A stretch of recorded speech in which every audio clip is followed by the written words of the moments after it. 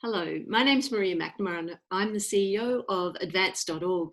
Today's conversation is with Mark Rigotti, the immediate past CEO of Herbert Freehills. He served as global CEO for 2 terms over the period 2014 to 2020. Mark was also the chair of the firm's global executive, the chair of the Global Diversity and Inclusion Group, and a member of the Herbert Freehills Global Partnership Council. He was based in London from 2013 until 2020. Hello, Mark, and welcome. Well, thank you, Maria. It's great to be here with you today. So, Mark, you led the firm during a time of incredible upheaval in the market, whether it was the rise of extremism and war, the Brexit conversation, economic crises. I think the only thing you probably managed to dodge was the COVID-19 pandemic. You also led at a time when in Australia we had royal commissions as the norm rather than the exception after a period where we'd seen very few. In professional services, particularly in the law, change drives growth. So on a practical level, what did it take to lead the firm through such challenges? Look, it's a really interesting observation, and I was reflecting on my my almost 8 years in London. When I arrived in 2013, there was literally tumbleweed going down the corridors, and then we had at least one, maybe 2 capital markets booms, and as you say, everything from global tensions, Brexit, you forgot to mention, which is pretty relevant in the world that I was living in. How do you make sense of all of that? Well, we'd also gone through a transformational merger. We were trying to integrate these 2 firms across 24 countries, 5,000 people. I always say 490 partners with 900 opinions. So there was lots of change outside, lots of change inside. And I think that's actually a really good jumping off point, because lawyers are trained when you go to law school to follow precedent, to squeeze risk out. And that is the enemy of innovation. That means change is bad. But along came the last decade or so, and all of a sudden change is normal. You don't have an option. You've got to work in how you feel and organisationally you respond to it. So yes, how do you make sense of it? How do you steer an organisation towards growth? It kind of became a little bit of a catch cry. Change is here to stay. Let's get change ready. So that was the first thing.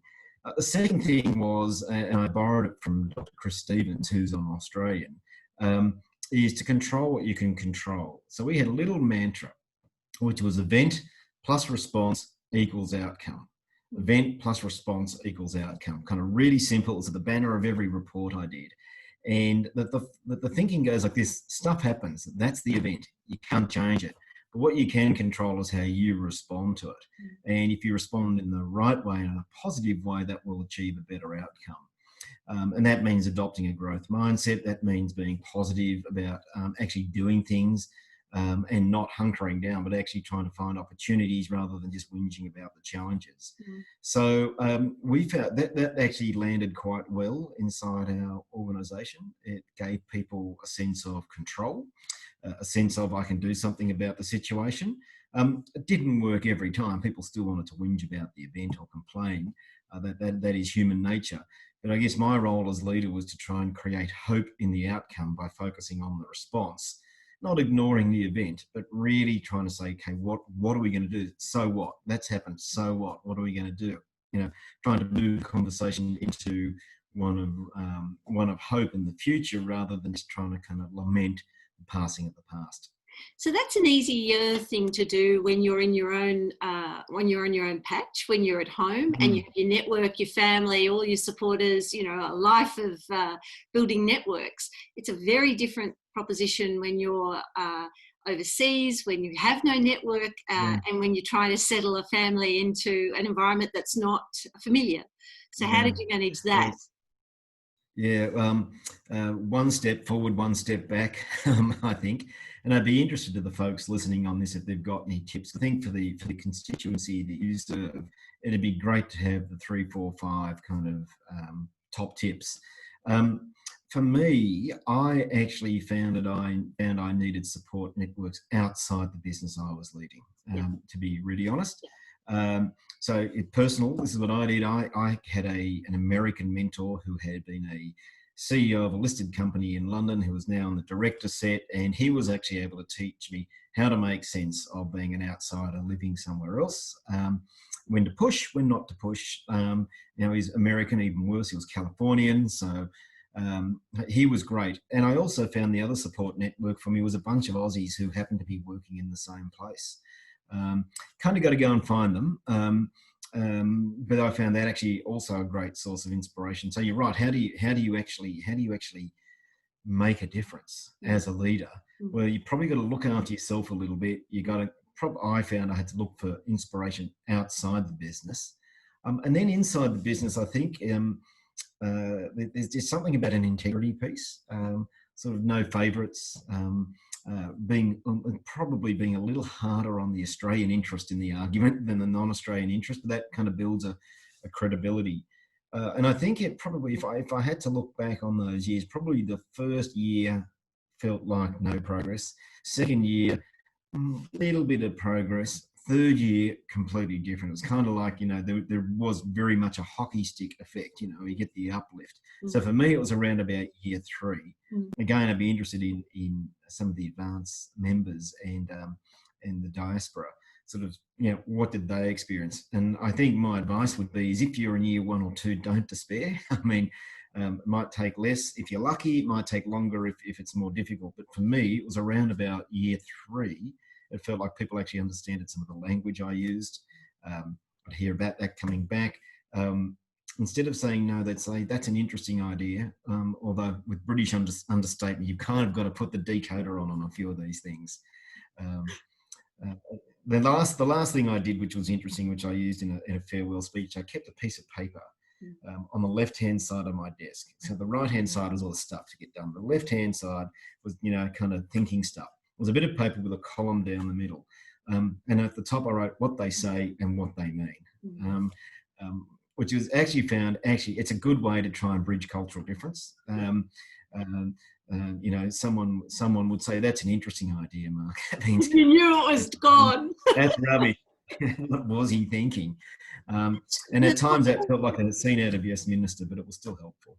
The cultural question is actually really important, because when you're dealing with a multicultural firm, when you're dealing with a global firm, you're also dealing with people with different languages, different mindsets, and you're trying to bring those together. The thing they have in common is that they're lawyers. The thing that they have in common is that they're problem solvers.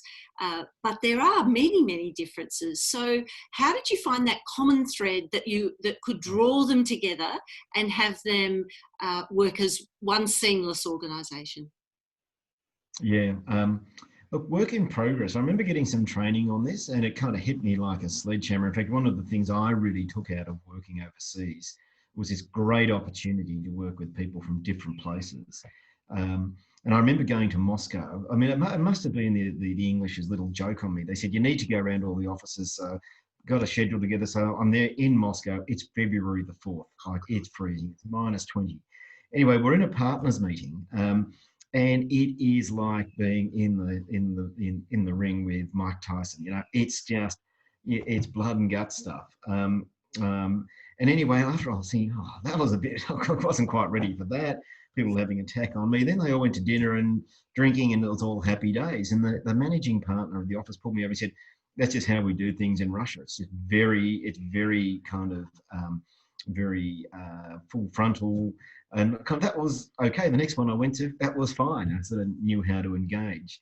Another story, and again, how do you draw things together? I actually don't think you can have one size to fit all, but you've got to have a degree of cultural diversity. I think they call it CQ, to be adaptive to the environment. And the other thing that I really failed badly in the first time round was doing global conference calls or Zoom calls, and a lot of our Asian colleagues would be there. They need permission to speak, and they need permission to speak generally after the most senior person from their environment speaks. And so there is actually quite an art to bringing people in. So I guess in answer to your question, how do you get the common thread? Common thread is probably being empathetic to who they are, where they come from, and learning some techniques to engage with them in a way that makes them feel comfortable. And if people feel comfortable and safe, they're more likely to say what they mean. If they're engaged, they're more likely to be more productive. So that was, for me, that was my approach. I I guess the final thing I would say on that, it's probably something that you never get right. And I think as a leader, probably being authentic that you're actually trying, you're not going to get that kind of that cut through that golden thread every time. Is again, people then engage. I found people would engage with me as a leader and a person rather than come this omnipotent person who had the answer every time. What's really fascinating in large global firms also is that partners need a shared experience to trust one another, to refer work to one another. And that happens over time. So how you bring them together and the experiences that they have together are really important. What are some of what did you learn when you tried to do that for the first time? Because Freehills was an Australian firm that merged with...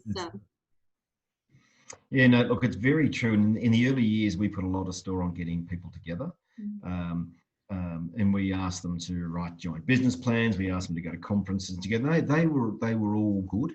I think if I had my time again, I'd focus less on content and more on impact. I think as you know, we're all professionals. We all like to think, well, what's the outcome? It's got to be good. It's got to be cut through. It's got to be meaningful. It's got to make a difference to the business. Well, maybe it's just people got to know each other. And then when that moment of truth comes in 12 months' time, I pick up the phone to Maria and I know I can trust her with this really important piece of work, and it's happy days. So I guess we did a lot of kind of just physical meetings, which seems odd in this pandemic sort of world that we live in at the moment. The things that probably had actually the most difference, and we probably had to do it in a particular order because it was a merger, and then it was an integration, and then it was kind of an acceleration. But what really was good was putting people together with a common purpose and doing some leadership work on themselves. So it's personal and it's business-like. And sometimes you get some individuals blow up, but if I look at the most powerful kind of relationships, they were formed out of people spending a week together at INSEAD or whatever it might be. So what would I do differently? Less on business plans, more on people and skills that are relevant to them together. So when you're merging firms, when you're bringing organisations together, it's very easy to lose sight of clients. It's very easy to be distracted by the process. And many firms before you, as they've integrated, have lost their way. And quickly, when the numbers fall, there's an abrupt shift back to survival. How did you manage the balance between the client focus and the integration? Because often, there are corporates that find this difficult, and they use multi-brand strategies. There's a million different ways to do it, but it's hard to do in a legal firm. You have to actually you're all in. Yep. Look, it's really hard. I think we had an advantage in that we were 100% integrated, profit sharing from day one management team, one set of corporate divisions. So that was a tick. Another tick on the report card is we actually took about 10 people out of our business services team, including some very senior people. That was the integration office for 3 years. They just did the stuff. Kind of they found the domain names. And so we had no one on the client service side sitting on a committee and thinking, should our domain name or should our email go to Mark Rigotti at hsf.com or Mark Rigotti at herbertsmithfreehills.com? We kind of carved out a certain category of activity, gave it to the professionals, and let the client serving people do what they want. The third thing was really cheesy, and I'm almost embarrassed to mention it, but we said, you know what, we're going to aim for a certain dollar amount or pound amount of extra work we get because we're merged that we wouldn't have got if we'd stayed separate. We actually had a thermometer, the old school thermometer for fundraisings. It was 40 million pounds a year, so it's chunky. And of course, there are all debates what goes in and what doesn't. But it was kind of a friendly competition. And I got lots of good-natured kind of stick over it, but people looked at the thermometer. Thank goodness we actually hit the number, and that kind of was visible. And we celebrated the people that actually went and collaborated and won that extra piece of work in the Philippines or whatever it might be that we wouldn't have got if we hadn't been part of this new organisation. So I think they were a few of the things that we did, and I guess the thermometer in one way is measurement and celebration.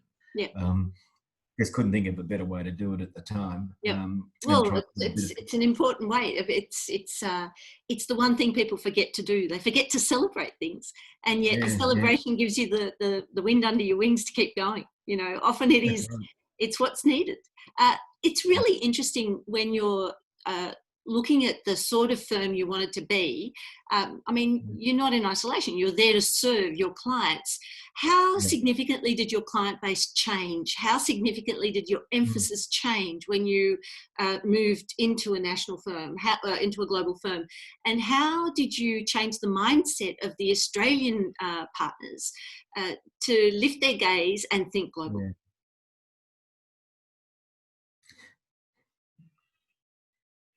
Mm. Mm. Yeah, look, it's I think the answer is it's an ongoing piece of work. Because you're right, I'm sitting here, I'm in Sydney, I've been doing what I'm doing for X number of years. I know a range of people, I like them. Your forever clients tend to be people you get on with rather than Yeah, those that the you chemistry. don't. Um, and then Maria comes along and says, actually, you need to go to China. It's going to be really hard. You're going to have to fly on weekends. You're not going to be able to speak the language. It's probably going to be 2 years before you actually get any work out of it. And I'm sitting here thinking, why do I want to do that? So we actually found, back to this point of celebration, actually trying to find some people actually love the chase. That's what they love. They're pursuit kind of orientated. So we actually didn't have one rule. Some people just want to look after the clients and serve them really well, and make sure you're competing in that domestic market. So we sort of tried to not say everyone needed to do the same. Mm. Um, um, with some success. I think some of the Australians in particular sectors, so energy would be one, Yep. telecommunications would be one. In a funny way, less so with the banks. Yep. Although having said that, the bank lawyers in Australia completely changed their attitude from being all about transactions, financings, buying and selling, to regulation. And that was a direct read across from what was going on in Europe and the Right. UK Mm. post GFC. So, and then look, along comes a Royal Commission, and it's all about regulation and reputation. Yep. So I think there was a mixture of identifying people who were sort of more global or pursuits orientated and empowering them to go after different things in different places with the benefit of a global footprint.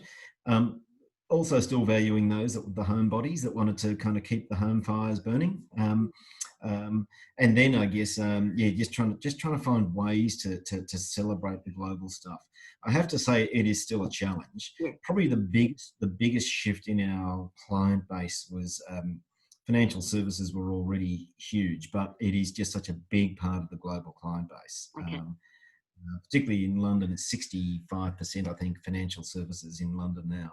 And Paris is probably not too far behind. Mm. So that's probably where we're probably going down that track. And then energy, which was always a strength for us, but is a much bigger strength for the global firm. So We have partners thinking about financial services and thinking about the market that you're operating in, both in London and beyond.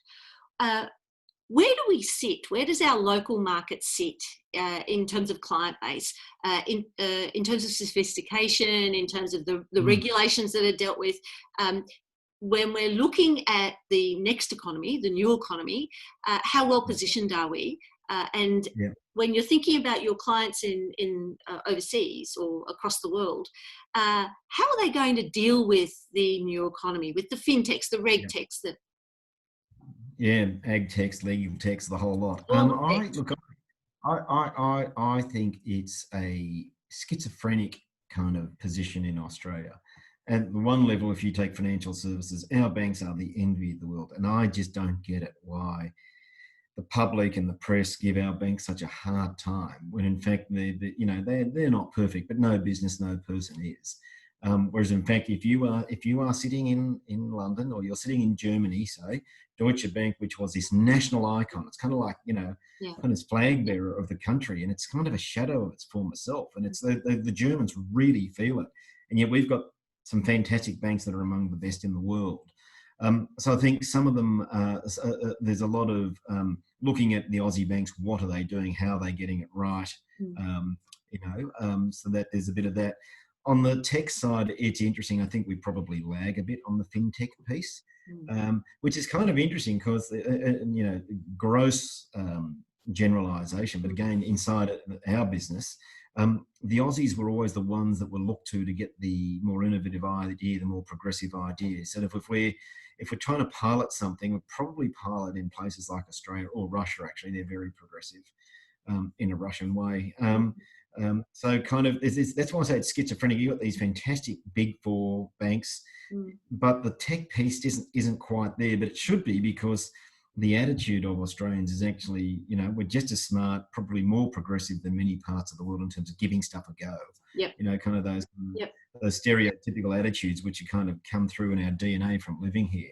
So I was a little bit surprised. And Wade, if you ever come over to London, I'll take you down to Silicon Roundabout. So where we are in London, we're just near Liverpool Street Station, a little bit north of the city. You've got Shoreditch, just next to us.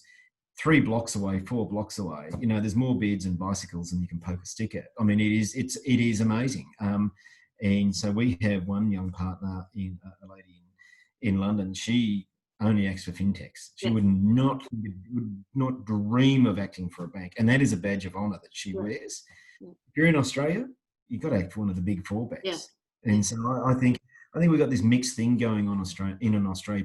If you could harness the power and reputation of decades of strong performance by our big banks, better the Australian can do. I would have thought the fintech sector could be stronger and more vibrant in Australia. Having said that, there's some people doing some great things. Absolutely. Let's just explore that a little bit further.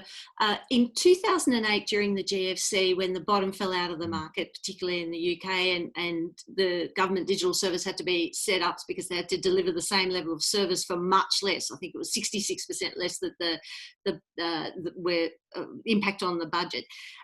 You found a heavier focus on digital transformation. And you found the growth of that market driven by government, and then private sector coming in as well. We have had decades and decades and decades of growth. Even if it was anemic, it was still growth. And there was a reticence to upset that in any way until recently.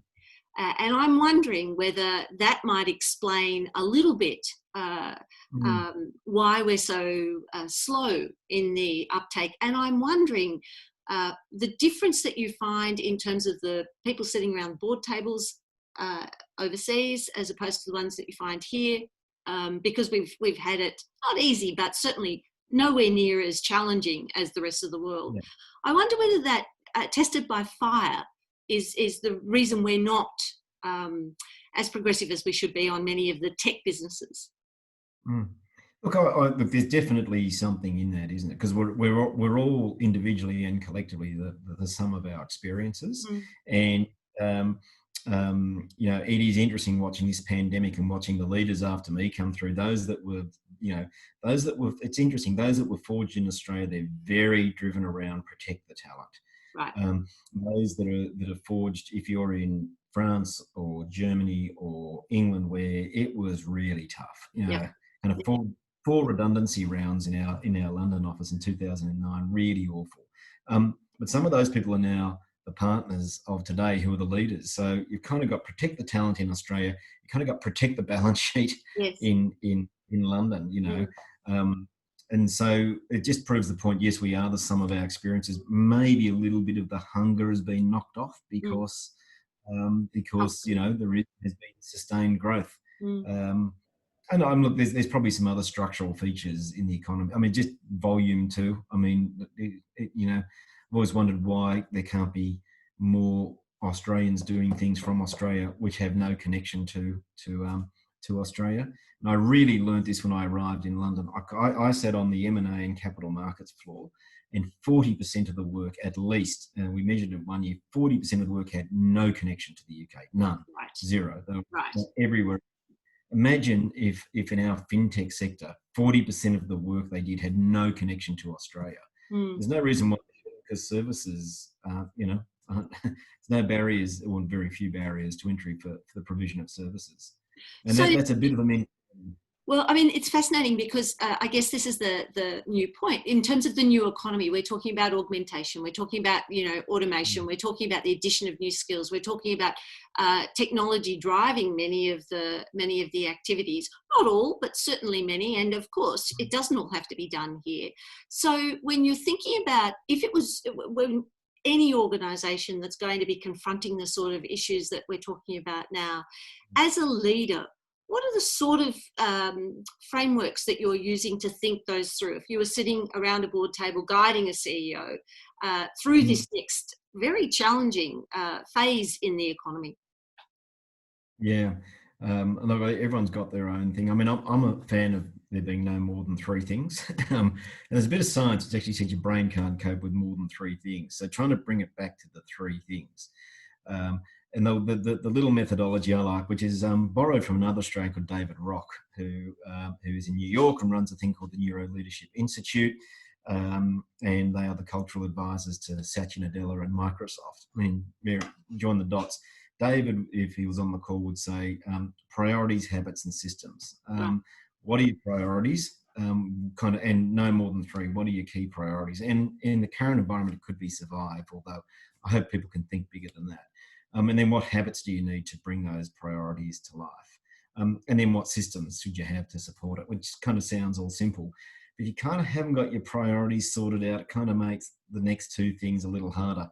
Having said that, you can have great priorities, but if the habits, people pulling in a different direction, if you're trying to go global and everyone wants to stay local, kind of not going to be happy. So my advice would be get the three buckets sorted out a lot, and that's what we did. We struggled in one particular area, and that little methodology of priorities, habits, and systems you can apply to kind of the whole organisation, or you can just apply it to a little team. Some of the interventions we did in restructuring individual teams, we found that actually quite helpful. And that would be my advice. It's great advice. Looking at the next 3 to 5 years, if you had money to invest, where would you invest it? Which areas do you think have the greatest potential for growth? Because you see enough change, enough momentum happening now. What are the areas that you would want to be really involved with because they're exciting to you? Sure. Well, my private equity friends would always say, private capital friends always say, it depends on your entry point, doesn't it? If you buy, for example, a struggling airline at a deep discount, then there's probably plenty of growth. But would I put my money into an airline? Not a chance. Look, I think you mentioned the word augmentation, and from another context, it's I think it's just such a powerful concept, and I think it's the bridge to a future, because who doesn't want to do their job faster, better, cheaper?